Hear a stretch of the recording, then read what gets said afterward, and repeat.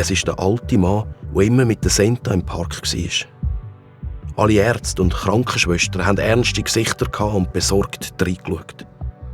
Wie der Blitz ist das Krankenauto mit Sirenen und Blaulicht davondüst. Der alte Mann war sicher schwer krank, so wie alle pressiert haben. Ich habe mir in dem Moment aber weniger Sorgen um den alten Mann gemacht, als um meine geliebte Senta. Ich habe mein Ohr an die Haustür gepresst und gehört.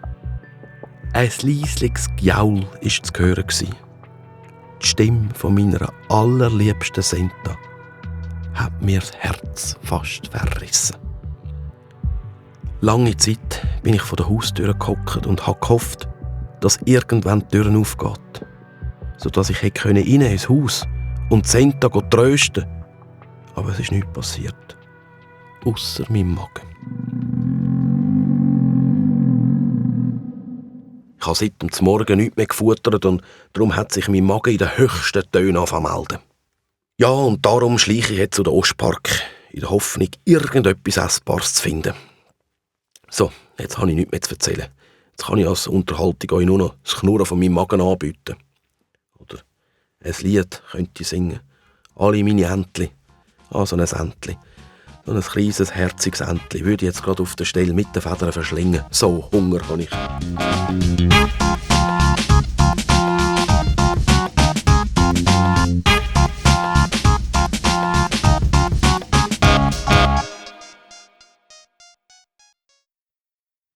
Hey, dort ist ja die Nadine.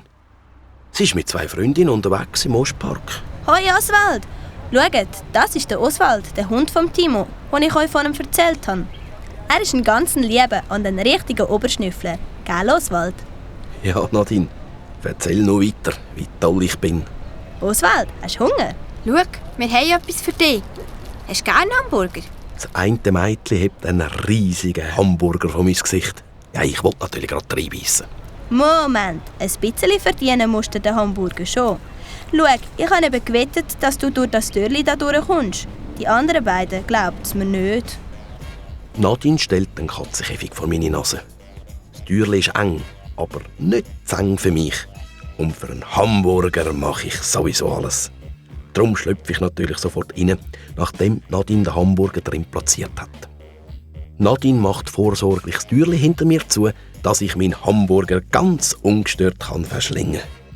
So nett von der Nadine. Jetzt lupft sie mein Restaurant sogar noch auf und ich habe während dem Essen eine super Aussicht. Ja, fast wie im Speiswagen. Leck, ich hätte nie gedacht, dass das so doof ist. Ein toller Oberschnüffler. Hey, wieso findet ihr, dass ich doof bin? Das ist aber nicht nett. Und überhaupt, ich muss jetzt zurück zu der Senta. Die braucht mich sicher. Ich mache mich im Käfig bemerkbar, um den anderen klarzumachen, dass sie mich jetzt wieder rauslassen sollen. Was soll der Blödsinn?